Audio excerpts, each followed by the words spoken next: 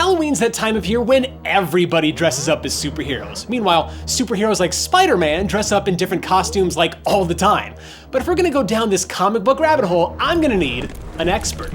An expert like the devilishly handsome, award-winning, kinda funny co-founder Greg Miller, crashing your top 10 Let's Talk Spidey suits. Let's do it. Hey, I'm Nervous Nick. And I'm Greg Miller. For Screw Attack's top 10 coolest Spider-Man suits. Number 10. Fellow Spider-Man comic book fans, I'm about to bring up one of the most offensive things you could ever hear. The Clone Saga. Hey, I'm not a huge comic book guy, and even I know how horrendous that storyline got. But if there is an upside to a frustrating story about a billion clones, it's that at least Ben Reilly rocked a unique costume. The Scarlet Spider suit is light on tech and weaponry, but keeps things casual with a blue hoodie. It's got a really rebellious vibe to it. Yeah, it's casual, but I don't know. I can't get over how the pure red tights make him look naked, I guess. It's like he's Donald Ducking it, you know what I'm saying? Sounds like a good Friday night to me. Number 9. But listen, if there's a favorite character who's taken up the Spider-Man name and isn't Peter Parker, it's Miles Morales. Hey, when you get a new Spidey, you've got to get new duds. The ultimate Spider-Man trades in blue for black to make a costume that's still recognizably Spidey, but lets Miles be his own thing. It's one of the most simplistic costumes ever worn by a Spider-Human, but that's also one of the best parts about it. It was an instant hit when it debuted in 2011, and it's still popular today. Oh man, I am so excited for Into the Spider-Verse. Hey, speaking of which, you and the rest of Kinda Funny just reviewed and ranked all the movies so far, so where do you think this one's gonna rank?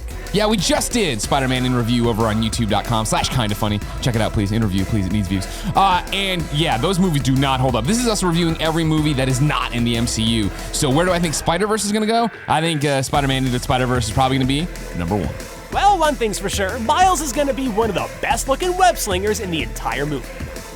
Number 8. Spider-Man's been in plenty of superhero teams over the years, but he got a brand new outfit upon joining the Fantastic Four. Wait, are you about to talk about the bombastic Bagman? Hey, if this were a list about our favorite suits, then yes. But since this is about the coolest suits, no. I'm talking about the black and white beauty from that other time Spidey joined the Fantastic Four. Or the Future Foundation, whatever it's called. Aside from being one of the sleekest looking suits on the list, the Future Foundation suit makes the list for being made of that magical does whatever it wants comic book material called unstable molecules. Yeah, that means that it protects against extreme temperatures, it repairs itself, and it even resists dirt so that Peter can keep his clean black and white suit actually clean 24/7. But just in case that color scheme is too plain, good news. It comes in a variety of colors and designs ranging from the default look to literally whatever Peter wants. And for that alone, I wanted to put the Future Foundation suit higher, but as it turns out, a lot of its best features ain't so exclusive. Maybe you're gonna see some similar costumes later on. Number 7. Next up is a recent goodie, the Spider-Man Homecoming suit. Man, I love this film. Spider-Man Homecoming is no doubt my favorite Spider-Man film of all time, and you're allowed to fight me in the comments about it, but it also brought us one of the best and most advanced suits Mr. Parker has ever worn. Like another suit you're gonna see later on, wink wink, this one is a product of Stark Industries, so you know that it's packed head to toe with ridiculous technology. It's got tons of web types, gadgets, a flying spider drone, and even a built-in AI assistant. She's like Siri, only she can actually tell you things while you're driving. And shout out to that Back to the Future Part 2 tech. Including this heater. This is one of those suits that doesn't stray very far from the classic look, but is still arguably one of the best takes on the default costume. And you gotta love the way they made the eyes so expressive, just like in the original comics. Many a fangasm was had over that feature. Oh, hey. Number 6. If you were to take every single Spider-Man costume and line them all up, I think Gwen Stacy's Spider-Gwen suit would still stand out. With threads like those, I'm down for putting your costume at number 6. Spider-Gwen's suit doesn't give her extra armor, new weapons, or cool abilities. Well, outside of the classic web glider anyway.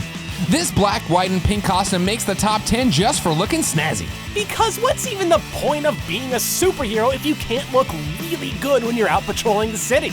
Sorry, Ben Reilly, the slickest hoodie on this list belongs to Gwen Stacy. Number 5. filthy MCU casuals, like me, are only just now getting familiar with Tony Stark's famous gift to Spidey, but even I know that this is top 10 material. The Iron Spider swaps out the red and blue spandex for red and gold armor. And since it's made by Mr. Stark himself, you know it's some stupidly high-tech gear. In the comics, the Iron Spider suit comes with nanotech, armpit webs that actually let Peter glide, holographic eye lenses, and most importantly, extra mechanical spider arms. These things are so weird, but so cool at the same time. Depending on which version of the Iron Spider you're looking at, Pete can just sprout 3 or even 4 of these mechanical tentacles out of his back whenever he wants. They're good for climbing, they're great for fighting, and they're even useful for peeking around corners, because they got little cameras on the end for some reason. MCU plebes like you probably think this is the most advanced Spidey suit ever, but wait until you see what's next. Number 4. You know, the future's pretty much always awesome, at least in comic books. So obviously, Spider-Man 2099 had to be in this top 10. But that blue outfit he wears is literally just a Day of the Dead costume. Nothing more to it than that. But Miguel O'Hara's white suit is the real deal. Not only is it made out of the same unstable molecules that the Future Foundation suit has, but it comes with infrared vision, holograms, and jet boots. You know, he kinda sounds a lot like Batman Beyond, only more Spider-Man-y. It's probably why we did a death battle on them. It's pretty much got all the futuristic tech a spider could ask for, and it looks slick as heck too. Oh, for sure. But its looks still can't quite be topped by... Number 3. All right, I don't care who you are, this right here is the best looking suit on this top 10. It's impossible to ignore how sleek the stealth suit is. It's just straight up Tron. And bonus points for being another one of those suits that can change colors at will. Like that time when Kane basically turned it into an inverted Miles Morales suit. Not as cool as the neon one, but still worthy of the top 3. And even though it looks like it glows red or green or whatever color, it can actually bend light and sound around it, making it almost completely undetectable. Gotta love that comic book science. Number 2. You know those parts in action movies where the hero gears up for the battle of their life? That's kind of what you get with the Spider Armor Mark III from the Ends of the Earth story arc. This beastly armor was built to combat the entire Sinister Six, so you know Peter Parker's packing with this suit. It can see through Mysterio's illusions, resist Electro's bolts, force Sandman into different shapes, and even survive a thrashing from Rhino. I mean, yeah, that's pretty impressive, but why stop at a guy in a rhinoceros costume? Spider Armor Mark III took a hit from the God of Thunder. And just for good measure, it also gives him extra webbing capacity, hearing like Daredevil, and even flight. Because at this point, why not? This armor is cool because you know Spidey ain't playing when he puts it on. And, rumor has it, he's still holding on to it, just in case anybody wants to come get some. It's number 1. Hey Nick, you ever want to wear an alien? I'll try anything once, but I can't imagine it feeling very good to have a symbiote put its slimy tendrils in every nook and cranny of your body. Ugh. Outside of his classic red and blues, the symbiote suit is by far the most iconic thing any spider-powered hero has worn. It's got it all. A slick, edgy-looking alien buddy to hang out with, and it's basically an organic version of Iron Man's suit since Peter can summon it onto himself at any time. Yeah, but the symbiote's also got one other superpower. It can make mediocre spin-off movies. It was okay, don't get ahead of yourself. Obviously, the symbiote suit is one of the most popular in Spidey's wardrobe, but being this much of an edgelord comes at a cost. Yeah, and that would be its weaknesses to fire and loud noises.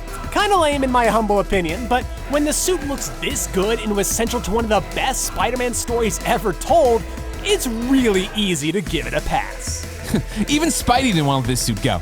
After the symbiote left him, he had a cloth version made that looks exactly like the original. The classics don't die so easily after all.